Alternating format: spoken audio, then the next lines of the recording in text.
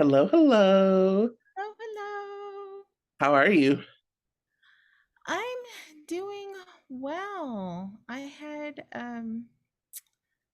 pretty okay. Well, I wouldn't say okay. Work is crazy as usual. But I I'm doing really well. I'm recovering. I'm getting back into it. I rode my bike for the first time in 2 months yesterday. How'd it go? I didn't do anything like strenuous. I rode Venus, so I had a little bit of extra push. Venus is my e-bike. Okay. Um, and so I just took it easy, and it was wonderful. It was a lovely day yesterday. It wasn't raining, it wasn't too cold, so I just wore a sweatsuit and I didn't have to wear a jacket or gloves or anything. So it was nice. I rode to the coast and saw a little bit of the bay and rode back, and it was nice. I'm so happy for you. Ah, I also finished Star Trek The Next Generation. Okay. Finally. It has been in control of my life for the past 2 weeks. And so it's good that I'm finished. I had to strain myself to starting the next series and watch the next set of movies. I had to catch up on other shows like General Hospital, which I watched all week this morning because I hadn't watched it. I Okay. did not watch anything else. And so I'm actually from the beginning, I did not like Jonathan Frakes' character, but now I love him. He's funny, he's hilarious. And that's He's Jenny Anna. Cranston's husband? Yes. Yeah. I did not like the character or the acting in the first season, but as it grew, oh my god, he's hilarious and amazing. And he's now in a little love triangle with Worf and Deanna.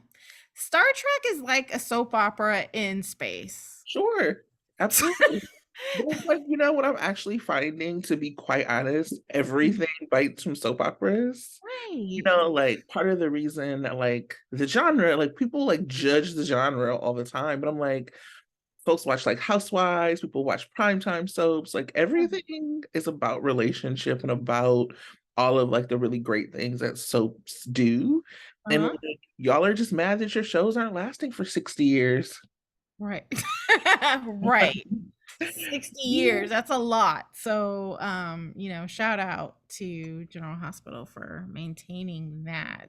Speaking of shout Um, outs, shout yeah. out to our friend of the show, Britt, from PC Rewind. Today's her Mhm. birthday as we record. Oh, happy Yeah, happy birthday. birthday, Britt. Um, and yeah, shout out to the fact that I did not really do much in the way of prep for today.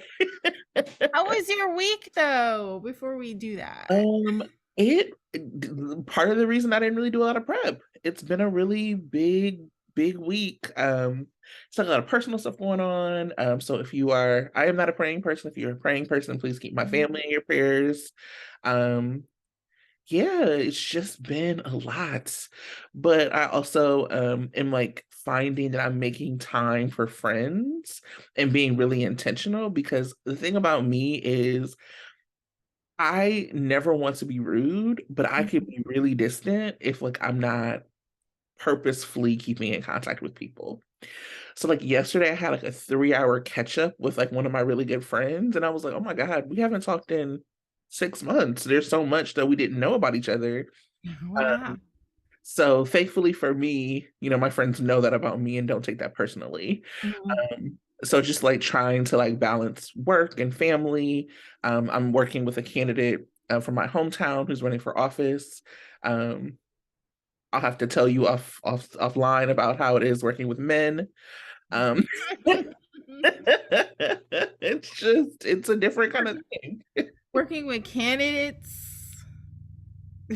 And so, man, yes, I can feel you. Can I say that I love this gold thing you got going on with the turban, the earrings, and the lipstick and the glasses? Thank you. Loving it. What kind of lip gloss is that? Ooh, baby. Is No, it? it's Oh. Fenty. Look, not an ad. Fenty. I literally put it on right when we started playing, pressing right before we started press play. So Yeah, I was like, and liking how it shines in the light with your thank ear. you, thank you. I have on my NASA shirt, if you can see that. I Mhm. I finished. You were doing Star Trek. I pretty much am like obsessed with The Last of Us, which is like an Oh. HBO show. It was like a video game first. Please no Mhm. spoilers. Beyond season one, Mhm. I have not played the video game. And the way season one ended, I was like, okay, this is it. So next season's a sitcom, right? Because I can't take any more emotional trauma. Yeah. No, I'm I actually haven't watched that. I don't think I've got so many shows I need to catch up on. I can't add any more new ones. And Star Wars and Star Trek just sidelines me and everything. So, Well, you get to see Pedro Pascal without like the Mandalorian hoodie or helmet in this, so it's that's my man. I'm gonna stick beside right. him. No. Well, This is like Pedro Pascal is having his moment. He is like it is. adopting children throughout the galaxies and And taking there treks. Yes, and you know what? There are so many shows that he was in the past that I had no idea he was in because Mhm. he looks like a totally different person without the mustache and the beard. And so he was in so many other shows. I was like, oh, that was him. And I Yeah. had no idea. He is like one of the people who I don't want anybody to tell me anything bad about. Just Right. like, let me have my time. Hmm. It's just like I go off all the time about Lin-Manuel when people talk about him. I'm like, first of all, Lin-Manuel has brought me a lot of joy. So until y'all can write a musical as good as Hamilton, until you can make a cartoon that heals childhood trauma like Encanto, and Hmm. until you can make Tick Tick Boom, I'm sorry, but Lin-Manuel is my man and I'm gonna stick beside him. Not my man in the way Pedro's my man, but I'm gonna stick beside him. I was listening to the Hamilton soundtrack on my bike yesterday. And it's still, listen, I hear all of your historical relevancy. I hear all the thing about fuck Hamilton and fuck these slaveholders. I hear it all. And it's got bombs, okay? Hopeless, It's love it. entertainment. Satisfied, can't Word. get enough. Quiet Uptown, I'm gonna cry. So, I want a project that is Lin-Manuel Miranda directed and acted by Pedro Pascal and Andrew Garfield. It's And just Idris all of Elba. the goodness. Who? And Idris Elba. Oh, sure. Bring them. Jonathan Majors, all of them. You know what? Let's write it. This is a treat Right. good, okay? Let's do it. Jonathan Majors for sure, because he is just like ooey Right. gooey goodness. I love He's him. also having a moment, and I love that for him too. I know, I know. Ugh, so good. Yeah. I haven't seen Creed 3 yet. I'm gonna wait till it comes in the privacy of my own home. Oh, Mostly because I'm still, I know people think the pandemic is over. I'm still very okay. squeamish Yeah. about packed things. You know what I'm saying? And Yeah. like the movie is packed. And so I actually probably with the pandemic, movies is the thing I miss the most. Mhm. Because that used to be like I used to love to go to a crowded theater and get lost in it. And so like something like Creed, I love like a sports movie or a thing like that to get lost in the crowd with. Mhm. Um, and so the stuff I've seen in theaters lately has been like in pretty empty theaters. Like I'll go for a matinee, it'll be really spread out. And Mhm. that's actually just not the same movie experience for these big movies that I wanted. So I just wait till they get till I can, get them at home. Yeah. I hear that. I mean, because like when you go to the movies with, especially in urban theaters, oh my God, the crowd, we're talking back at the Love it. theater and laughing together at the same thing. There's nothing like it. But there's also like nothing like being able to watch it at home and being able to pause it and microwave your food and then come back. So it's, there's a lot. When I saw Wakanda Forever, I was like, whoa, I gotta, You gotta rewind. I'm like, did I miss that part? Let me rewind it. it was so long. I was like, what, intermission? I'm old. But it was good. It was really good. Well, speaking of intermissions, look at us with our transitions. I did not do a good recap this week. I'm just gonna read y'all the top lines from Soap Central. Shout out to Dan and everybody over at Soap Central. So I'm just going to read their top lines, and I know that when we go throughout the show, we'll probably talk about more than what they have. Mhm. Um, but I was literally on the phone with my mom on Monday morning, so didn't have time to write this. Yeah. Um, okay. Trina was convinced that Esme's amnesia was genuine. She also convinced everyone to drop the charges against her. Heather reached out to Esme via letter. Dex took a bullet for Sonny. Now he lives at Sonny's house, much to Jocelyn's chagrin. Liesl told Willow that the transplant had to be delayed because of her medication. Cody confided in Dante that Mac was his dad. Poor Dante. Dante is over it. Okay. Just he is like, please leave me alone. Mhm. Um, and then Sasha discovered Gladys had sold Brando's garage, which was a moment we'll talk about. Mhm. Victor received troubling news, aka he can't keep it up or get it up, I think. Eh. Um, Alexis saw Gregory lose his balance and assumed that he was drinking. And now Gregory never wants to see Alexis again. Other things that happened, we had a really beautiful scene between Mac and Kevin, and Lucy escaped the safe house to go play at the nurse's ball. Your face just killed me. Like, I normally don't see your face, but I just I clicked over. You were over Lucy.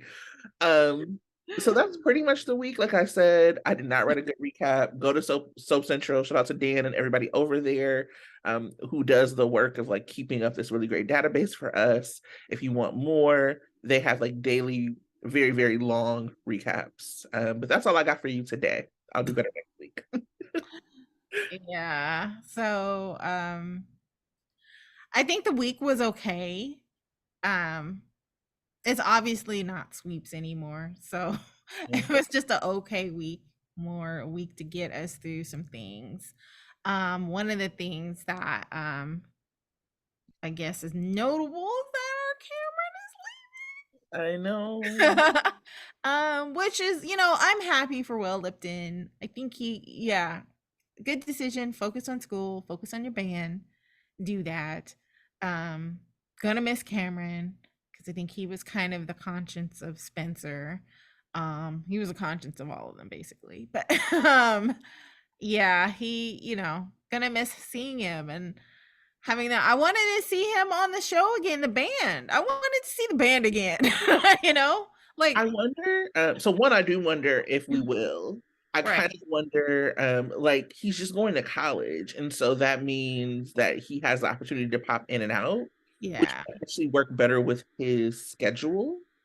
And if you notice, he's going to Stanford, which is not far from Berkeley. Yeah, Get a I job know. in Yeah, a lot of people are hoping that he and Emma come back and do that. So I hope so too. Seeing a lot of pictures of Emma on the internet. I need people to stop because you know she's underage and can't Yes. and adult. I'll say that I think it's one of those things where she is, or like if he's gonna be recurring anyway, and Mhm, so I kind of don't want Emma, like I don't really care about the character of Cam outside of William, so I don't really want to recast, and I don't want the character of Emma kind of being stuck with someone who is recurring. mhm, Um, and her not getting story. So if they yeah, brought Emma back to like be with Anna and to be in other family and then also to have a relationship with Cameron, I would kind of be okay with that. But I don't want Emma to be brought back just for Cameron if Cameron's not going to be there. Because I do think that there's like when people are recurring, there's a way that the stories are being told and held up, and it reflects on the characters who are like on the canvas the whole time, that isn't necessarily true of character, it's just true of time frame. um mhm. and so anyway, I don't want that to happen to Emma. Yeah, true. And but still, bye, Cameron. um, but that's sad for me. The other storylines, they're kind of just, going through the whole step process. So it was just an okay week. It wasn't like spectacular. How was it for you? Same. I mean, it was better. I'm actually kind of glad we didn't record last week because I didn't have anything positive for last week. It was like a trudge to get through last week. This week I liked more stuff. I really liked the Joss and Tam scenes. Hmm. And that's like the kind of thing I'm talking about with like William is so good in those scenes and like the relationship that they're playing out is because they're so comfortable with each other. And so because William's schedule is like, more his availability is different, we didn't see the beats of like the forgiveness and of him like being able to like process. So it Hmm. just feels like he was mad and then he wasn't mad. And that's like actually probably not true of the character. But I did really enjoy the scenes with him and Joss when he was Hmm. like, girl, this is dangerous. Like, Yeah, what is he what doing? you doing? Because Yeah. like that was like real friendship, and that is like the sweetness of who Cam is, and I think that that is like consistent throughout his story. If you remember back when he got in trouble with Oscar, it was like because Oscar had cancer, he was trying to get him some weed. You know what I mean? Like, um, he is just like consistently like a good friend and a good big brother, and so I really loved. Chaos has become so much more interesting now that they're broken up, to be honest. So I loved those scenes. Um, I loved Bobby being messy. When Bobby told Drew to strip or like give the shirt off his back, I was like, Bobby Spencer, you're messy. Like, never forget that Jocelyn comes from a long line of mess. Okay. Like, I loved that. And I actually really love Valentine and Laura being buddies. It's just like JPS cannot hide how much he like adores Jeannie. And so Valentine and Laura are supposed to be these people who have been at war together. Like, imagine Lulu waking up and seeing them like buddy buddy. Yeah. Uh, but I really just did appreciate their scenes, even though Valentine is not like a long time character in that way. JPS just brings the air of veteran, and so seeing him in that scene with Jeannie was just really good, really sweet, and like a really good play on their history.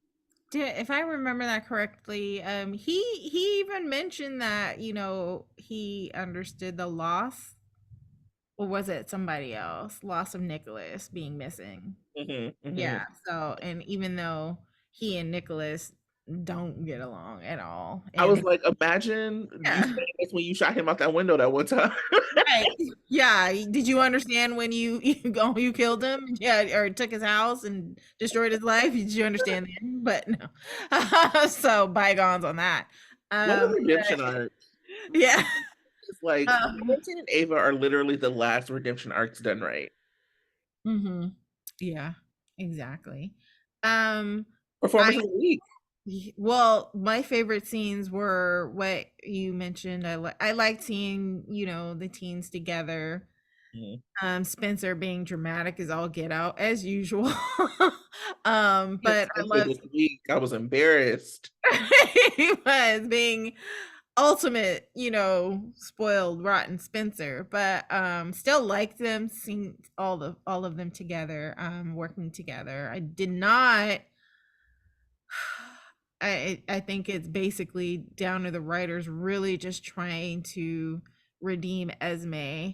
I don't like their plan of make it, but then sometimes we don't necessarily like their plans. We just like them doing stuff. So the plan I did not like, but I also enjoyed Trina and Esme scenes together. Um, a little bit because it was interesting seeing how Trina was trying to investigate at the same time and see what was going on. I didn't not like the conclusion, but I liked seeing them together. My favorite scene of the week really was Carly, kick-ass Carly coming back and been like, hands off, Cassadine. I loved it. I mean, she grabbed him and everything, and I like that. I don't like seeing. I mean, Carly needed to be sorry for what she did, but I'm glad she was only sorry for a hot second, and now she's back to being who she is. And so I like the scenes that she also had with Elizabeth. I didn't understand at first why she stole that picture, but now I know why. And the Elizabeth and Carly still never gonna be like best friends, but I liked the scene when Carly was like, "If you do need to talk, call me," and so I enjoyed those scenes, like seeing. Yeah, I like that too. Um, what I loved is Elizabeth being like, I can handle this. Because the thing about Elizabeth that people have to remember is Elizabeth went head to head with Helena Cassadine. Like the Cassadines are not new to Elizabeth, and I think that it was so unfortunate when we had a Nicholas that she wasn't played up with him because that history is real. Um, and so like it follows that she wouldn't have been scared of Victor. Right. I love that too. I love that for her being able to stick it to him and be like, "Yeah, I already went to the police, so they're gonna come to you." And I just love that too because he was caught off guard. He was like, "Oh, I can't bully this young lady here," Yeah. you I just know. love when Liz is able to be a little messy. I love Mhm, when she's able to stand up for herself. I think that that's, I mean, one of many reasons I didn't like the relationship with Finn because I felt like they always had her shrinking herself for Finn. There was no like I think Liz is at her best when she's like defiant. Um, mhm, and like with Finn, she didn't really have that. So I liked with Carly her being like, girl, I could have handled that. Like just that like little flash of a moment. And like you said, like they're not gonna be besties, but they have a history. And mhm. there's no reason that they should still be fighting to because like they named that Jason is gone. Yeah, Like there's no like there's if Elizabeth and Sam can say they're friends, then Carly and Liz can be civil. yeah. Yeah, I don't think Carly's a character that would, except for maybe Olivia, would ever be best friends with women. I get along with women because she can go up, pop off on any. So, but my favorite performance would go to John Lindstrom, Oh good. because yeah, I mean him this week, and just small couple of scenes really getting at to the fact that he's in mourning but doesn't want to be in mourning. Mhm. And that scene with John York and Mac, him and Mac, him saying, my true best friend is you. I was like, oh, Yeah.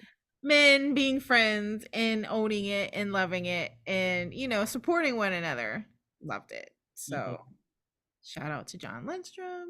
Libra man, John Lindstrom. Mm, so good. Such a beautiful performance. There was no other word I could think of. I was like trying to figure out what to think about it or what to say about it. And all I could think was like, this was beautiful work. Mhm, Um, it is work that we don't really get to see from him. Like we know Ryan, and we know that character is like very funny in the midst of being devious. um like there's like a humor there, and then we know the humanity of Kevin, despite Kevin's mistakes. And we know like his love for Laura, but the emotion, I was like, oh my God, we never really get to see John Lindstrom do this. And John Lindstrom said, give me this material so I can show you that I'm an actor. And I loved every minute of it. So good, so heartfelt.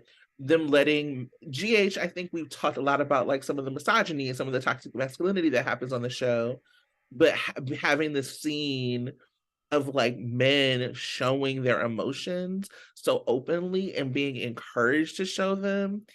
Whoever wrote that took a lot of care and time to write that. And there was obviously care and time in the performance. So absolutely loved John Lindstrom this week, mhm. hands down. Yeah, I even like the scenes that he and Jeannie Francis did with Avery Pohl and the Spring Ridge, where they were suggesting to her that the baby can go with them. Again, it made me realize that Kevin now has more family and more to stake, and now he's a grand. And even though it's not his child, he's still, he feels like he's the grand uncle. Well, he's the grand uncle of this baby, and he wanted to take care of the baby with Laura. And so I kind of, I was like, oh, so Esme does have family outside of crazy folks. So yeah, so he has a stake in this as well. I mean, they actually housed, yeah, I remember they housed Esme for a little bit, and it was funny. And I am still interested in the dynamic. I actually like the dynamic between Kevin and Esme when Esme was evil. It'd be interesting to see how it goes when she's now redeemed, supposedly. Whew. The other Kevin dynamic I really liked was Yeah. Kevin and Spencer. Mm-hmm. He didn't get a whole lot of it, but I don't know if you remember the scene right before Spencer went to Spring Ridge and like they had like the party for him and it was or like the whatever for him. It was right before he bounced to go see Trina because Kevin had told him to like hold on to the people he loves or he cares about. Yes. And so you like they were like, oh, you're the one who showed me how to do a dish, whatever with a dishwasher. And so I would be interested in seeing more scenes with Spencer and Kevin because I just feel like right now the character of Spencer is the best parts of Spencer have always been the scenes that he's done with Laura and with Mhm. Trina. And right now they're even writing him as like a little bit insufferable with both of those women. And it's not their jobs to save him, but I would love to see a character like Kevin who he respects, Mhm. like put him in check, Yeah, and like Sonny's not slow him doing down. it. Yeah, Sonny's not being any kind of good influence on him, just housing him in the house. Right. No.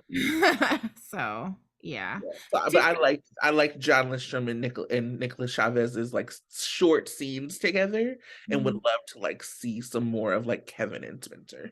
Yeah. Does Kevin have any kids? Has he had any kids? Do I I always get confused about like Port Charles versus General Hospital and like what they've done because like Livy was his kid on Port Charles. So I don't know what they've done. Livy was his child, and I didn't watch. I Yeah. don't think I watched Port Charles. That's like how I met, Kelly Monaco, and that's when like she was like obviously they like established the chemistry with Michael Easton and like all of that on Port Charles. And so like Lucy and Kevin were there. A Mhm. lot of people who watch our friends who do PC Rewind, a lot of people who watch Port Charles don't care for Kevin because Oh, of like the relationship and the way Kevin treated Lucy on Port Charles. yeah. I remember a little bit when Lucy and Kevin were on General Hospital. He was definitely not a good partner for Lucy. And he always found Lucy to be annoying too, which I didn't like. Yeah, I don't like that either. So, yeah. Okay. Well, I just trying to remember if he had a kid. So I guess he did on Port Charles. I'm looking right now on. I'm Okay. looking up. That's why I like Marty for Lucy because Lucy is a mess and I love her messiness. I Mm, love Lynn Herring. yeah. Just Lynn Herring is so good and she looks so good. Like I'm like, okay, Lucy, every time she comes out, like I love her. I loved, even though I was annoyed a little bit at the end of the episode, we'll talk more, I'm sure, about it. Mhm. Um, I did love her like in her like library look because it felt like a throwback from the other time, like way back in the day when she dressed up as a librarian. Um, but yeah, it's so funny. Um, no, he No. does not have any children, like any biological children. So they have Livy Locke on this like thing, but that's obviously not right for GH. And then they say unnamed child with Lucy, which is a miscarriage, and then all of Laura's kids is step. That's all that's as children and on this site. Okay. All right. No Well, time Googling, y'all. yeah. So, what is working for you right now? Good question. Having the young people, I will say that no matter the story, even when I don't like it, when we have that foursome that is Joss and Cam and Trina and Spencer, anytime they're together, no matter what's happening, I love seeing them together. Such a strong young adult scene. So many strong relationships, so many strong performances. Anytime I see that foursome together, I love it. I'm like you said, I'm sad Cam's leaving. I'm actually sad that we didn't get more of them as a foursome without Esme's interruption and whatever, or the four of them working together to take down Esme. I really feel like that was a waste. Because the four of them together on screen is like so magical. They're so good. So that was what really worked for me. Seeing them in a couple of scenes, seeing them at Kelly's together, seeing them at Sunny's penthouse together, which was so random. Um, like just like the force of them together. I was actually disappointed because I thought when Robert and Diane were gonna meet, I thought that the four of them were gonna go down to see Robert and Diane. So I thought we were gonna get another scene with them. Yeah. So though I'm not even gonna get into the content, I'm gonna just be positive. I love that like kind of foursome together. What about you? What's working for you? I agree. I love them together and gonna miss that foursome. For me, what's working, two things what's working. One, seeing Christina on my screen. Um, just, she's like a breath of fresh air. Love seeing her. Hopefully we get to see more of her. It doesn't look like she's gonna start her restaurant. She's gonna stay being the manager, so that doesn't sound like we're going to see any more of her, because if she was going to start her restaurant, we may have been able to see her going through that process, but it looks like Sunny changed her mind on that. But the second thing that's working for me is Maxie doing the nurses ball, because it just brings just a whole level of more fun and comedy to the proceedings. And even, it's annoying as it is, Lucy missing out on it. I like the story of celebrating GH's 60th anniversary with the nurses ball comeback and all the shenanigans that goes with Maxie planning it. So I think that's working for me. Kudos on that to GH and that creativity. Yeah. Um, yes. Yeah, I mean, love the scenes at the Quartermains. You know, throwing in, Carly and Nina in the mix is making it more lighthearted, even though they're gonna have conflict. Um, yeah, Bobby, manhandling Drew, all of that. I can't wait to see it all happen. Can't wait to see them strip for everybody. That's I just like it's gonna be fun. I love it. that's So really funny. yeah. But to transition to what's not working for me, seeing Cody on my screen is Oh working God. for me. And you know what? It's funny. It's because it's weird because him again trying to be all noble and Mac doesn't deserve me. It doesn't make me like him anymore. His sacrifice doesn't make me like him. It No. shows me even more how selfish and cowardly he is and how he's still a waste of screen space. I don't like it. Go away. Mhm. That's just one thing that doesn't work. We can toggle. Apparently, you might have more than one thing too, so let's toggle back and forth on that. Yeah, you know what? It's like for me, what's not working, I like there was so much, but then I like just tried to um collapse it into like one thing or like one overarching theme. So like I told you like that I have like just been loving The Last of Us. Mhm. And obviously I don't expect like General Hospital to become like some big budget HBO show. That's not the point. But one of the things I've been struck by, because like Last of Us was like a game that became like a series, and like I've been like following the podcast and all these other things about it.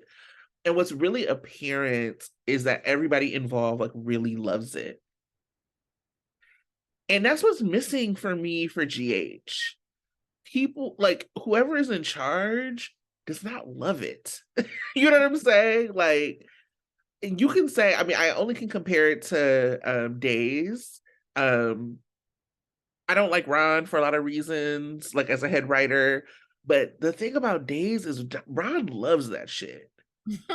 It's to like write for Bo and Hope, you know, because there are some things, some couples, some things about soaps that like transcend them. So like, regardless of whether you watch soaps or not, you know who Erica Kane is, you know who Bo and Hope are, you know who Luke and Laura are. Like, they're just like, you know who Victor Newman is. I've never watched YNR ever. You know what I'm saying? You know who Angie and Jesse are. Like, they're just like things that kind of like transcend soaps. And Mhm. Bo and Hope is one of those things. And so to hear like Ron talk about like writing for them and like them coming back to the show. I'm like, that's the kind of thing that's missing for GH. Like, that's why things end up missing. So, people not talking about Anna being dead. Mhm. How is it like that Maxie is missing? Like, that's just like a lack of care to like do that or like to make these connections, these very small connections. Yeah, there's stuff that we want to see on screen, but there's also stuff that we want to see acknowledged, even if it's not on screen, to like close gaps or to, you know, whatever. Like, it is actually something that both of Laura's kids are in comas. Like, that's not nothing. And Lucky is just like running around Africa City, Africa. Like, that is not nothing. Um, and so, like, for me, it's just like this lack that seems to be of like loving the show, of enjoying writing the show, of having respect for the audience. There are things that just get dropped that make no sense. Um, that like it's just like clear, like, oh, you kind of don't respect me as a viewer because you don't think you have to tell me a concise story. And it's, I mean, we're soap viewers, right? We suspend reality all the time. Like we just like, you know, like we suspend disbelief all the time. We're fine with that. But it's like telling these stories that are so disparate and so like just not thought out and not thought out well enough to be connected. That's been really, really frustrating to me. And that's like you can pick any story and like that can be true for. Mhm. That's been really frustrating to watch. Yeah, I have to agree on the telling of the story because it's not necessarily concise and it's not complete either in a way where we're getting to see the reactions of people hearing things. We're not getting to see, you know, how they feel about certain things. So this week again, it was a little bit better, but the editing around Willow's story was still just not satisfactory for me. So today, this week, we learned that Liesel is able to be a donor, but it's going to be delayed. And the way that they told that story was kind of weird for me because first, Liesel goes into Nina's house and says, yes, I'm going to be a donor, but there's a problem. And then we don't get to hear the problem until she, well, actually, no, we don't get to hear the problem until she goes to Willow and Michael's and says, there's going to be a delay. And then we hear why the delay from Nina telling Sunny. And so I think they're trying to be creative in this, but I don't like it because I want to see what Michael's and Willow's reaction is immediately to the fact that there's going to be a delay. Or, you know, I didn't like how it was cut. And so I don't know if they're trying to save time or they're trying to save money or I don't know, but I don't like it. Um, Even like yeah, just that storytelling, right? Like Liesel's a doctor. right. So she would have, and Willow actually is running out of time. Yeah, So when she was like going through everything to figure out if she could be a marrow donor as a doctor, her and Terry should have already been weaning her off this medication. You know yeah. what I'm saying? Like it's just like stuff like that where I'm like, listen, either keep Willow alive or don't keep Willow alive. This story has been dragged out so long, and I should have more sympathy for Willow and I have none. I'm just over it. I'm like, okay, girl, what we finna do here? And then the wedding, and they made it sound like the wedding needed to happen right away, but it's not happening right away now. So, when is the wedding happening? Is it happening during the GH anniversary? I mean, the timing is it's interesting. Like I don't know what the time is. Are we still in the same day in the same week? No, but when is the wedding happening? You guys made it sound like the wedding was going to happen the very next week. So, It's it's a also little confusing. so last year, Spencer's whole story with Spring Ridge was contingent on Courtney. Now, mind you, I don't care about Courtney. You can never talk about Courtney again if you want. But his whole like thing, his escape from Ridge was contingent on Courtney's like death, Birthday. right? And so we didn't even hear like a mention of it. Even with like, there are ways to like reground us in character. Like, there's a like Spencer's obsessed with getting this baby brother because he didn't have a mom and he didn't have family. He was raised by nannies and like he wants to make sure that his brother isn't, you know what I mean? Like there's just like no callback. And I think that there's something about being longtime fans of things like soaps and like series and things like that is that we love a callback. We want like it's not I don't feel like we get mad when stories are repeated. We just want them to be like repeated and updated. All right. Like we love a parallel. I loved when Spencer was working at Kelly's, like Nicholas did. And I would have loved for like Liz to come in and be like, yeah, like see Spencer like struggling and be like, yeah, I remember when his dad was like that. You know what I'm saying? Like those parallels like happen sometimes, but they're not explored. Um, Right.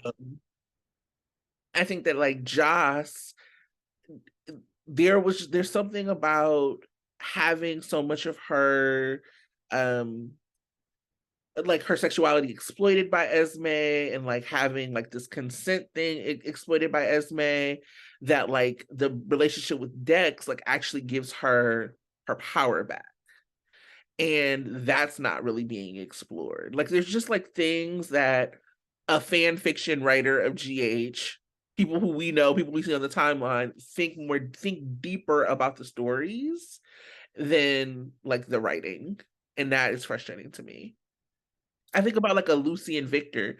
So like I love Lucy, like I'm fine with Lucy being a mess. What is annoying about this is like what is Victor? Is he like this scheming evil guy that we all need to be scared of? Mm-hmm. Is the like threat so minor that Lucy can be worried about the nurse's ball? Right. You know what I'm saying? Like Lucy was like straight up almost like killed a couple times. So like do you like don't make those kind of like storyline decisions if we're supposed to believe that she like cares enough like that she would like risk her life for the nurse's ball. Be like Liesel. Well, like when Victor like kidnapped Liesel, it was like a plane, and she ended up being like caught, like kept in like the Liesel suite, and it was beautiful. You know what I'm saying? Like it Yeah. like a very nice, gentle kidnapping. And so if that happened, sure, like maybe you could see Lucy not saying how much of a danger he is. Mm-hmm. But Holly like fake shot her. She was chained up in the catacombs of France. And Yeah. she's supposed to now be like, so that doesn't matter that I'm gonna go run off and try to play in the nurse's ball. Yeah. Yeah, exactly. The nurse's ball, it's important the way, that Anna talked about it with Valentine, but not important to not be scared that this man that had kidnapped you and almost killed you is still not in custody. And so you're okay with just running out in the streets to plan this event. Right. Um, exactly. Yeah. So, Yeah. mm, and not be traumatized. Yeah, a week with your man, great, but you still need to be traumatized by that. Yeah. Right. How do you feel about the Victor not being able to get it up story? That's funny. um, it is funny. It's hilarious. Yeah, but again, they're kind of he's treat well, the only time that he mentioned that it's humiliating was when he was talking to Laura. And so I don't think they are actually playing that story up enough either. Cuz for, having that condition is really traumatizing for men, and they're not really addressing that too much. And they just told him this week that they can't be reversed unless that's all part of the plan and it's a lie. We don't know. We don't know if Finn's in on it. Right. It's so weird. Yeah. It's also like both like not focused on, but also very weirdly focused on. Like he's been to the doctor a few times. Like it's a lot. Like every time it comes up, I'm like, oh, so we're telling this story. Okay. Like Yeah. it's just a lot. I don't know. Hmm. Interesting. Yeah, I don't know. We don't know enough about what the ultimate goal of this story is, so I guess we got to listen and see. Um, the other thing that's not working for me is Alexis and Gregory. Right Woo! now, they're still a little meh, right? And it's not working because now Alexis is being the annoying white woman, just like not minding her business and continuing to offend him by jumping to the wrong conclusion. I mean, not only does she think that he was drinking that day, she thinks he's a full-on addict. Right. I mean, that's a huge assumption for one occurrence of him being not 100% there. And I want to point out, like, he wasn't slurring his words, he was mixing them up. That's it. He wasn't so she's assuming that just because he wasn't speaking coherently, he's slurring his words, he's an addict, he can't draw. And that is so annoying, and she's supposed to be somewhat of an investigator. Investigators don't come up with one idea and then that's it. I think they would take look at the totality or look at all the evidence. She's no, she's just being annoying and I don't like it. And so I feel sorry. I'm like, Gregory, if I were you, I would take a step back. And yeah, I'm glad he's like, I don't want to see you over again because she's acting crazy. And so hopefully that's the end of them, but probably not. No. It So was so annoying. I was like, why are they doing this to Alexis? Is this the only story that we have that can be told for Alexis? Is there literally nothing else? Why is Gregory Chase even here? Bye. Like who cares? I just I hot take, controversial take. I find him to be less necessary than Cody. what? I know. Like it's just like for what? Why Mm. are you here? Yeah. And so I have to see these scenes with Gregory, Finn, and Chase, and I don't get scenes with Alexis and her daughters. Like if I have to choose, I would rather see Alexis and her daughters like doing nothing and just like chit chatting about what's going on in Port Charles and like moving stories together like narratively than whatever they have going on with Gregory. Who cares? Or Christina being involved in Michael's life. Why can't we see that? Yeah, we have to see Finn and Chase and Gregory. Not only not see it, we don't even hear about it. Right. Like, of course, we would like to see it. I think Christina is like a funny character and that people talk about liking her, but I'm like, do y'all? Because I have not known a likable story of Christina's. Right. She Kiefer hasn't. was not a likable story. Horrible story with Kiefer. The like relationship everybody seemed to want with Ethan, gross. She was underage. She was too young for him at the time. Uh, like the thing with her teacher, awful, hated it. Donna Day, the worst, awful, hated it. But at the very least, like Christina should be present in the Willow story. Her and Willow have bonded. Like they have been there for each other.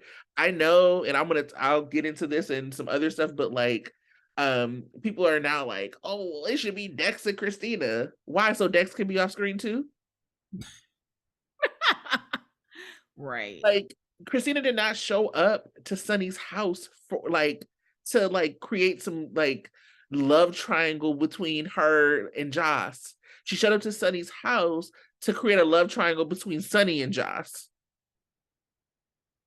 Because now Dex is like, oh look, he was a good dad to her when he kind of wasn't. Like he's a good dad to her. How can I take him away? Like that's what that was about. It wasn't about building the character of Christina. Nothing that we've seen in the last couple of years has been about building the character of Christina. It's really been about propping Sunny. Mhm. Every time it's always some dumb shit. Every time she's around.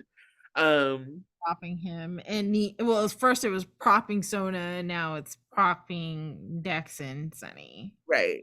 So I think an interesting Christina story would be like a kind of revisiting of like Kendall and Greenlee, or even like Maxie and Lulu, because like Molly wants a baby and maybe she can't have one, and maybe Christina, like whatever. Like let's get some old school messiness up in here. Like I could see that being her story, but this idea of like Dex and Christina, like it's not happening. That's not what the point was. The point was about Sunny. Everything's about Sunny. Everything's a prop for Sunny. Stop it. She even mentioned briefly that her biological clock was ticking. She did. It was so Something, yeah. weird. There's something going on. Like I feel that was one of my hot takes is like I feel like there's something going on with this baby storyline. Tell me, what do you think? I don't know, but I think something is up because they keep talking about it amongst the Davis sisters. First with Christina, um, saying her biological clock is ticking, and then this whole idea of Sam and Dante having a baby. Even like Cody was talking, or Dante was talking about it with Cody or somebody, and he's like, "No, I ain't having no kids." I mean, there's just too much talk about a baby amongst them three that something is gonna go down. Yeah, Is agreed. Yeah. Which is something I would like to see. Great. I Maybe mean, it's a story for Sam, finally. maybe there's some rumors going on Facebook, which I don't think you'll like. Please Something about Sam actually being pregnant and Lulu being awake. I know you're. Yeah. So I will say though that like I am tired of Sante like not having a story. Like it's just like I find Dante to be so funny. Like every time I see him, I think of him as like done with it, Dante. He's like every time it's a mess. He's like all these paternity reveals in my face. He brought Scout over to see Drew. Drew great. looked right away, weird.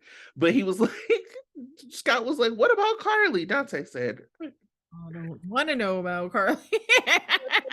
get in it. And then like then all of a sudden he leaves that, then gotta know the paternity secret of Mac and Cody. Dante is done with it. Let that man go be with Sam. That's what he wants. Let that Right. man go make sweet, sweet love to Sam. Be cute, have a cute little story. And I liked when they were in the mix with Anna and Drew and Valens. I liked that. And I'm sad that we don't have that. Yeah. Anyway, other hot takes you got? Because I don't have many storyline ones, but I do have something about Soap Press that I have on my heart. Ooh. Okay. Let's see. I had a hot take where like on Tuesday when the kids were together, I thought that Spencer was going to attack Joss and that Joss's secret would come out about being with Dex, but he didn't do that. But instead, he goes and runs and tells Sunny that Joss and Dex are together. So Sunny didn't really acknowledge that too much, but it seems like Spencer's gonna be the one to bust everybody with even with his suspensions. Like he doesn't have any facts. He's just, being annoying Spencer. But I think he's gonna bust everyone. So I think that's gonna be interesting. Um was one.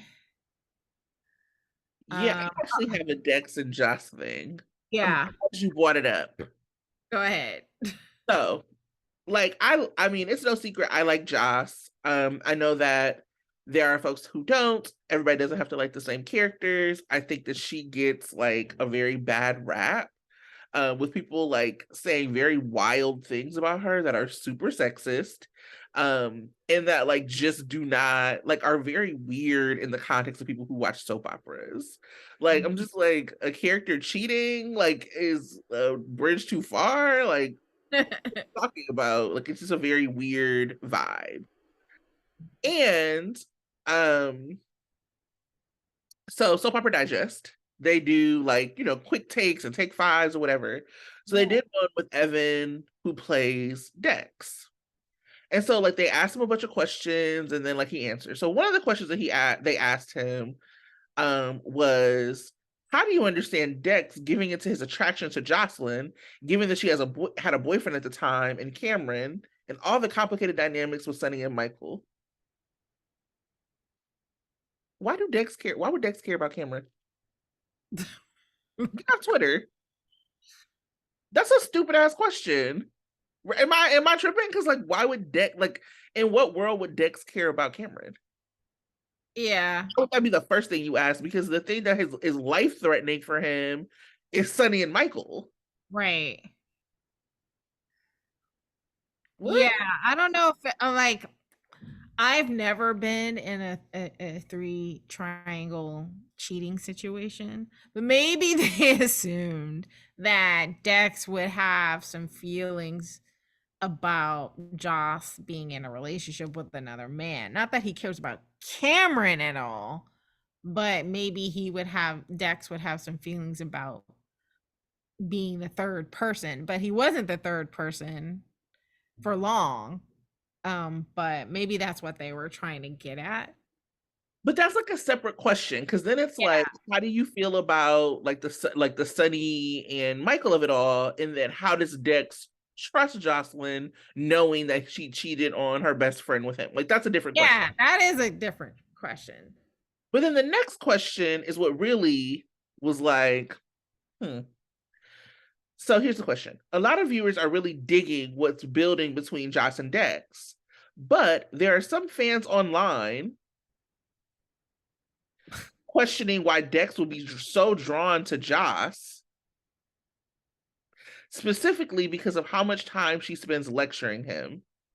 What is your take on that? So let me break this down. Uh-oh. First of all, I mean, I was just addressing my. I'm not taking them off. I'm not taking them off.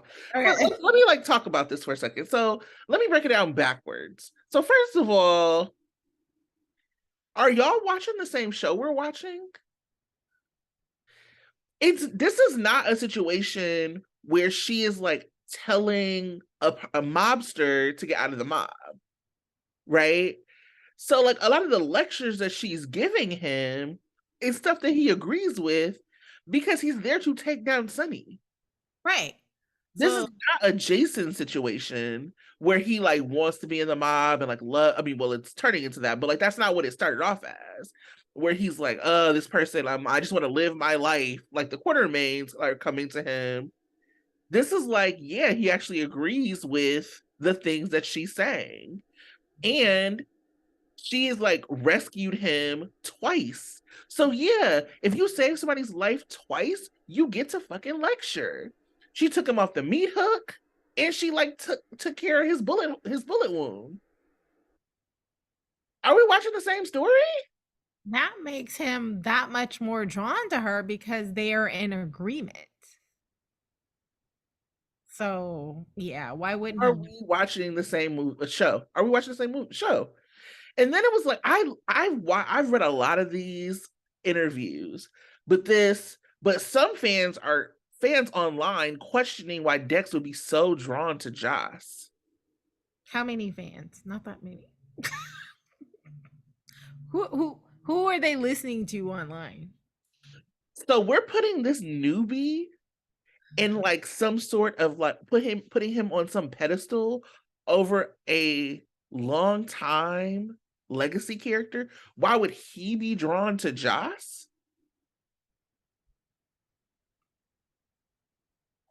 Because he's a man and she's cute. Mhm. What are you talking about? Like, and she's like saved his life. Like I've legitimately never seen it worded this way for anyone else. I've never seen like I've seen them say, "Hey, Tabiana, can you like explain Trina's connection to Spencer?" But not he's done all of these things, so why would you be into him? No, why would yeah. I've not seen that. I haven't seen like them ask Anna, like, you know, like it's been like with Fernolo, it's like, oh yeah, this is like a spy man. This is that. Can you explain like how Valentine won Anna over? That's a real question. That is a good question because, Valentine and Anna have history. Right. Why why would Dex be so drawn to Joss? Actually, I've seen a few of those questions and they've all been really fucked up. Because I'm not really on the timeline like that stuff like will pop up for me every once in a while, or like I will see Josh trending and it's always some bullshit. So it's like, what does he see in her? That's like the vibe of these questions. So Yeah. for Soap Opera Digest to take some shit off the timeline that's clearly from anti-Joss people and then ask this man about it, and it's not even like a backlash to your relationship. It's a backlash to Jocelyn. Because it's another thing. Your like to ask, your relationship is controversial. People are asking questions like, why are y'all drawn to each other?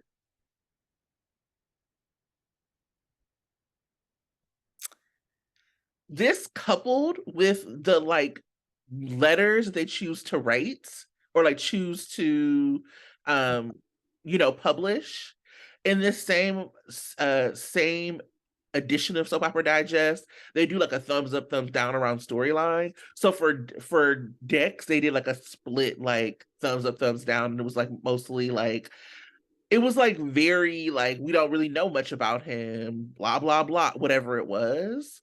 Again, your bias is showing, and it's so clear that they are trying to play to a Twitter audience, and it's really fucked up. Like everybody doesn't feel that way. Everybody doesn't like dislike the same things. And like don't put like some man on the spot to ask some kind of question like that. I mean, I think that Evan, because he has like a very clear respect for Eden, did a really great job with asking the like answering those questions. I think that Eden has been really lucky to have male co-stars who really care about her, like when her and William would have scenes together, and like her and William both master classes in that breakup, and then like there were publications that would just be like giving William like performer of the week or whatever, and he'd always be like, it's because I had a really great scene partner. He has never leaned into like anti-Joss sentiment. And again, people do not have to like the same thing. There are things I don't like that people like. Like I'm not saying you have to like Joss, but I'm saying there is a way that you talk about this. And there is something about soap publications like taking hate from the timeline and putting it into interviews with actors. And I think it's fucked up. Mm. Deep. That was me. Sorry. That was it took me forever. I was so bad. Sorry. It was just like, because yeah. Anyway, I just am like, what are y'all doing? Ooh. Well, hey, it's a publication. They doing their thing to sell their magazine. So, Good luck with that. ooh. Okay. So, my only other hot take was I thought Trina looked great today, or in her purple, and her eye makeup was great. I liked it, and I want to learn how she did it. So, Tabiana, if you're listening, can you give me lessons on how to do your eye makeup? We don't have the same eye shape, so it might not work. The same way. Every time I see Tabiana as Trina, I'm just like, she's so beautiful. Every time. Gorgeous, gorgeous, gorgeous. Yay. How did you feel about the Carson scenes? They like shook things up for people. Shook them up. Well, I mean, I think it's going to be the same issue whenever Sunny goes out with anyone outside of Carly. So obviously, Carly's the only one that really knows what it's like to be a mob wife, and she's going to take whatever measures Sunny's going to do to keep the family safe. She understands what all that's about, and anyone that's not Carly going into a relationship with Sunny is going to have to deal with the fact that Carly knows what that life is about and that Sunny still cares enough about her to want to protect her above all else. And they're just going to have to contend with that. So I kind of feel like, this again, because it's always going to be that way. But interesting in the fact that, again, it adds more fuel to the fire for Nina and Carly to deal with. Mm, Yeah, but I mean, I don't think no matter what, I mean, Sonny may love whoever he loves, but he's always going to protect Carly. So there's that. yeah. I'm not like Carson's just never been my ship. I get it. I get that they're like a stable force for the show. It was funny because I didn't think that they had like chemistry really in the scene. I felt like they had the chemistry of exes in the Right. scene. Yeah. Um, but I really enjoyed it. I Yeah. really enjoyed the scene. I enjoyed the like emotion from Laura, right? And like what she brought to it. Um, I enjoyed, I mean, again, the history of it. Um, they have been at each other's throats for so long and at like adversarial and so long or for so long. And so you saw a little bit of that kind of melting away at the hospital when they were looking at baby Amelia. You saw like a little bit of that melting away, just in other little places or whatever. And so I appreciated like, her walking in and the bodyguards calling her Mrs. C and then being like, oh my bad, and she's like, you'll get it eventually. Yeah. Like she wasn't mad at them, but like it's just this has been a constant for a long time. I appreciated also in the way it like really was it struck me because Nina like kind of asked him about the increase of bodyguards in front of Liesel. So it was like this really weird. I'm like, girl, y'all be asking, what are you doing? And like how both Carly and Christina, who have been in this world for forever, walked in and just knew what it was. Mhm. Um, I don't think that this is like it felt like people were just like melting down about this being like the road back to Carson. I don't think that that's what's happening right Yeah.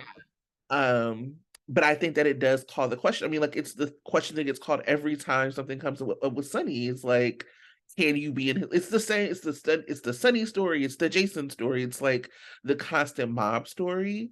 Mhm. Um, I liked the softening of him being like, as long as the girls and you are okay.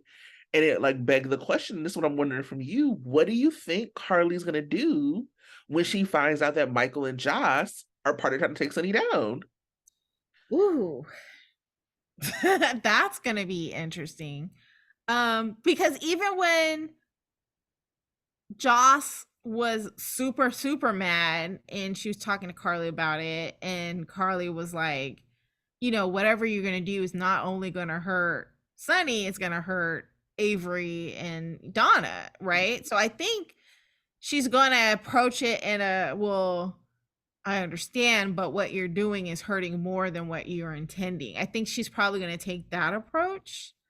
Um but I don't think she'll be like necessarily on Sunny's side either. Um, Mm, so that's what I'm thinking. But that is a good question, and that will be interesting to see how she responds to that. I totally agree. I don't think she's just because they've had that conversation that Sunny and Carly are going to get back together. It's just a matter of a fact thing that Sunny's always going to want to make sure that she's safe mhm. and all that. Like, when she went to Florida, he was like, "Where are you? What's going on?" He was concerned. Hmm. So there, I think he's always going to have that concern for her. Honestly, the only person that supplants Carly in that vein is maybe Brenda. Right. Hmm. So, but I don't think any other woman would come between that relationship that they have, where they're always going to care about one another, no, even if they're not married. Right. So that, that's going to be interesting how Nina she says that she can live with that. She says, I know Carly will always be in Sunny's life, but I don't think she really understands. And she doesn't understand how being a mobster impacts all that either. And so she's starting to learn. But Yeah. I thought it was interesting. I thought her conversation with Phyllis was really interesting. uh-huh. Um, in insofar as her being like, I fell in love with Mike. And I think that part of the reason I've always been so adverse to Nina, I mean, Mhm. there's a lot of reasons. I've never liked the character, even when Michelle was playing her. She's just not. I mean, they have just really made her like bargain bin Carly, uh, Mhm. in ways that weren't necessary. That I don't think. Like this is a way they've written her. Mhm. Um, but I think that part of it felt really lazy. Like her redemption arc felt really lazy, or not even a redemption, but like there are just things like you have Liesel in a room. Like I keep seeing every once in a while, like because Carly was like trending the other day. It's like a very interesting what I end up seeing and what I don't. But people were mad about the Liz Carly scenes, and they were like, people are they're propping Carly, and I'm just like, so first of all, when you're like the lead of a show like this, Mhm. and no matter how you feel about it, Sunny, Carly, and Nina are leads of this show, you look among the leads of the show, you end up propping them because in order to like have people be on this much and be so focal, like a lot of things end up propping. So when I think of propping, I think of what is happening that is so far outside of what needs to be happening for a story, or whose story is like only being used as a way to like prop or boost the opinion of this character. And so I think of like the fact that Nina and Sunny's whole relationship has to be propped because they haven't told a compelling story about it. When there was story there to tell. I mean, we've talked about this before. I've said this before. I think that they should have allowed Sunny to come back with his memory still lost and to like actually explore what it meant to be Mike and make a decision, right? So anyway, like I just felt like having Phyllis come. Phyllis was like married for all these years and like loved Lenny. And so it never made sense to me that Phyllis would be like rooting for Sunny and Nina. Yeah. Yeah. It just didn't make sense to me. I can see her being kind to Nina about it. I can see her saying, I'm always on your side, but being an active cheerleader in their relationship never made sense to me. That's what propping is. Mhm. Having Christina, who should be a whole character on her own, come to Sunny's house to basically make him look good to Dex. That's what propping is. Like, you know what I'm saying? Like, I just anyway, that was like a really interesting and frustrating point for me. And then I'll say that for Carly and Michael, the last time that Sunny and Michael were at odds, he was also at odds with Carly. Right. And so I do wonder how much of when Carly finds out what's going on, if her and Michael will be at odds. I do wonder that. Mhm. Yeah. I think, yeah, cuz it'll be hard if it was just about Sunny, but still it's always going to be about Donna and Avery too. And so Always. she's going to have to weigh that in terms of whose side she's going to be on in this Michael versus Sunny thing. And I think she will be shocked too that Michael would go that far and and um given everything else he's got on his plate. Like we said, like he should be focusing on his wife and his new baby. But he Yes. also has this whole side vendetta that he's working on. So, yeah, I think she'll be surprised at that. But I don't know. Yeah, it's going to be interesting to find out. And if that will make her like Dex less for Joss. Ooh, yeah. So there is some like I think decent drama that can come out of it if they get there. Yeah. Or if if they'll allow it. Maybe they'll allow it for Carly because she has so much screen time in her contract. Mm. But this would be an example of something that GH would probably drop how Carly reacts to this whole thing Yeah. if she was some other type of character. I will say, let me find this because someone else, Emmy, who I really enjoy, who upkeeps a YouTube page, Mhm, also does like episode counts. mhm, And Carly is not at the top of them. As a matter of fact, I think the last time I looked, it was Nicholas Chavez and Mo who were like the top mhm, episode counts.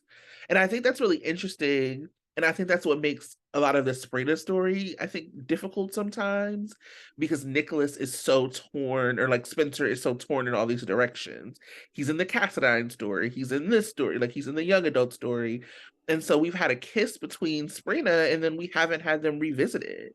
mhm. This is like one of your Talked about signature couples. This is one of your couples that has a huge following that constantly gets press. So I'm not really clear as to why the show doesn't isn't more like forthcoming with them. Like it. I get it, it's a slow burn, but we've burned. Now we've had a kiss. Now what is going to happen next? And I don't understand why it's not happening. And she talked about it with Joss, saying like I got too much other stuff to worry about, but she didn't talk about it with Nicholas, like or Spencer. They have not had the conversation. And they have So, not kissed again. well, you're like, I want another kiss. I want them to at least acknowledge the kiss happened and where do they go next? Like, should we go on a date? I want them to be in a relationship and be affectionate people. Like Like, every kiss how? does not have to be like people should hug and kiss. So like like relationships like Sona, like you're constantly seeing them like in like a kiss or embrace. D- Jex, like they're always they can't keep their hands off each other. Like I don't understand. I don't need the couples to be the same, but I am like I think that we've gone through enough for Sprina that it's not necessary that they are still slow burning. We've slow burned. What Now would be, now we've kissed. yeah. Now let's be in a relationship. What would be cute if they wanted to continue with the slow burn is Trina got Spencer and the baby a gift. So now Spencer needs to give Trina a gift and back and forth, and then they'll talk about it and hold hands, and then they'll go on a date, and then I could write this. You So for could, but also like they're adults. Let them be adults. Like, it's not just holding hands. Like let them be an adult, but let them be in an adult relationship. I'm tired of it.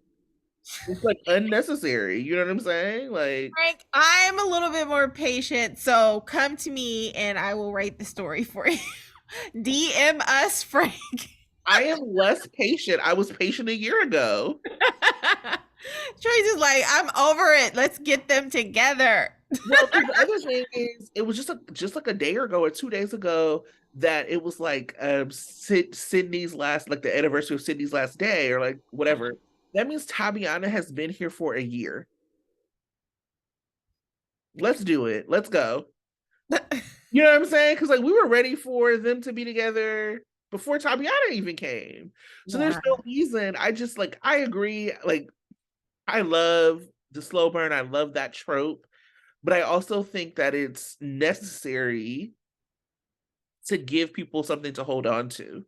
Mhm. Like, yeah, this is a soap. Do some fan service. I would like to be serviced. That sounds really messed up. I would like some fan service. I would be serving. I would like some fan service. Oh, here we go. I found the episode counts. This is from Emmy. Uh, Shout out to Emmy. Maurice Bernard. This is for this year. 35 episodes. Nicholas Chavez and Cynthia Watros both at 34. Rebecca Hertz at 33. Jeannie Francis and Maura West, both at 31. Eden at 29. Chad at 27. And then Tabiana and Laura are both at 26. So for all of this, like, oh my God, Carly's always on. She's She not is not always on. Like, and she's just not. Um, but I do think that there is something to, I hope that whenever they redo contracts, they do redo like the guaranteed amount of episodes, because there does need to be more balance. Like, I am interested in what's happening with Sasha and Gladys, but like, we can't tell the story because we never see them. Mm-hmm. And I do think that there is something to that, there's always drama with people who are not on enough. And so if we're going to have people who are not on a lot, then they need to be in stable relationships, kind of like what we have for Sante. And then when you're ready to tell their story, then tell their story. You know what I'm saying? But like, let Sasha be doing well and not involved in this bullshit. And then when you're ready to tell this like conservatorship story, which I wish they weren't, then tell it. But like, don't let weeks go past where we don't hear about it. It's not even infused in anyone else's story. Mm-hmm. You didn't even hear like Nina, for example, say to Sunny, I saw Gladys and Sasha the other day, and I'm really concerned about them. You know, like it's just nothing. Yeah. Anyway, Hmm. all over the place. Well, is there anything that we can look forward to next I'm trying to think if there's any other things I wanted to talk about or touch on from last week. Hold on. Oh, I want to talk about Trina and Esme and this plan before we move on to next. week? The plan. Okay.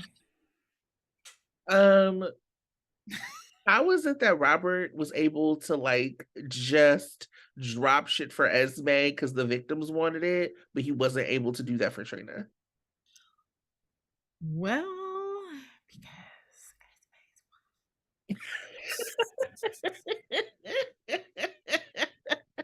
Not the whisper.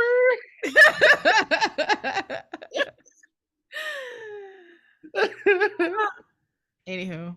um, I like laughed when Jocelyn like checked the work of the mob doctor.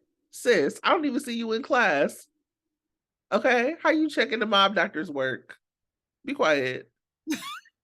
I loved it though. I cracked up. I was like, Jocelyn, please. Has she even changed her major yet? Like, Have you put in the paperwork, girl? Like, she taken bio class yet? CPR, anything? Yeah. that's CPR.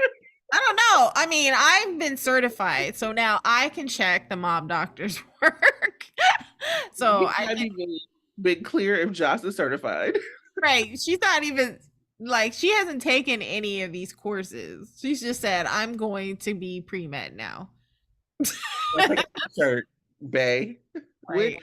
you know, um, Esme's baby is very cute, Yeah. and I wish it would go away. Just, I'm not interested. Uh, and yeah, I hate the storyline. I hate the direction of the storyline. I do think this is not for next week. I do think I saw something about like Sprina about to be an adventure couple, which I'm excited for. Like they might go off on an adventure or like be a part of an adventure. But I Oh. wish that adventure had nothing to do with this baby. Yeah, but I'm like, what would the adventure be? I think the rumors I'm hearing is that they might be involved in some of the stories with the vets, which I think is exciting. Yeah. Like if it SMV involved with Victor, that would be exciting. That Yeah. makes okay. All right, that's all I got. Yeah. Next week, are you ready? Ready. Monday. Now, mind you, you are getting full because this is just a copy paste. So Okay. this is full. You're gonna get my reactions. Okay. Valentine and Anna disagree. Uh-oh. Yeah, Valentine, watch out. Lucy makes a bold move. Sunny makes a tough decision. We did see in Soap Opera Digest, after I've trashed them all episode, that that, Sunny and Nina are going to take a step back from each other. I So saw that in the previews for Friday. Like he said something like the girls are not going to come to the house and neither are you. So he was yeah, talking about. there's a whole like little full page situation in Soap Opera Digest about it if you want to look. I need to read that because I didn't read it yet. Mhm. Willow issues a request.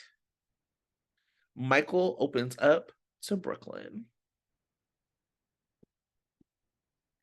Christina. That's Eh, what they meant. nope. Like, Just looking down the line, doesn't look like any Brooklyn or any Christina. 21st or till Tuesday. Which also I just want to warn that something might be preempted because I read that Trump might be arrested. So prepare yourself. woo. Gird your loins. Um, yeah. Shout out to Victor. Gird your loins. Virgil Lawrence. Oh. Tuesday. Chase takes Willow's advice. Maxie agrees to help a friend. Sorry, Lucy. Drew offers his expertise. I'm guessing some sort of self-help. Dante voices his concerns. Michael makes a shocking discovery. Ooh. That Dex and and Joss are together. Ooh. And arguing about his love for Sunny. Uh, Elizabeth, or so this is Wednesday. Elizabeth is on pins and needles. Must be her thinking through this. Relationship with Finn. Ugh, no, that she's getting a hearing because Yeah. some bad nurse shit. Nina questions Jordan. Prepare for Nina to get dragged. I didn't really drag Nina this week, did I? Sure didn't. Look at that. It's going down next week. Trina, Trina and Curtis have an awkward encounter. Esme weighs her options. Brooklyn comes clean in the Me Too story starring Chase. Yep. Um, Thursday, Maxie makes Cody an offer. Sasha surprises Gladys. In the card room. Get this story over with. Alexis is shaken, probably from not being in her own business. Marshall encourages Portia. Spencer reassures Trina, hopefully with his lips. Or a box of chocolates and some roses. We look at this very differently. That's okay. I'm very like Listen, I all I'm guess I'm saying a is, slow bird person. I guess I'm a very much a court me type thing person. I yes, but Trina agree was with ready to Trina was ready to get down in the gallery. Okay, I still feel she deserves to be courted. I do too. I do too. But she also deserves to get some, and those things don't have to be mutually exclusive. But I hear you. I hear everything that you're saying. Um, Friday, Esme is skeptical, maybe about being a racist trollop. Who knows? Sunny doesn't mince words. Spencer mulls over his strategy. Laura receives an unwelcome visitor. Cameron runs in to Jocelyn. Okay. And that's next week. Next week. All right. Well, We have Sundayed, we have shifted. we Is have. is there anything that we missed? I'm sure there's something I missed, but we'll figure it out. Thanks for tuning in, Sunday shifters. Thank Till you. we shift again. Yeah. And next week, I think would be like what the anniversary of Tabiana is. First week is Trina. So Oh, she'll wow. be like it'll be like 1 year. Mhm. So that's exciting. We'll do something special for Trina Tuesday. Uh-huh. Really just a special post, to be honest. Um, and then, but yeah, that's all we got. So thanks for tuning in. Tell your friends about us. Yay! Bye.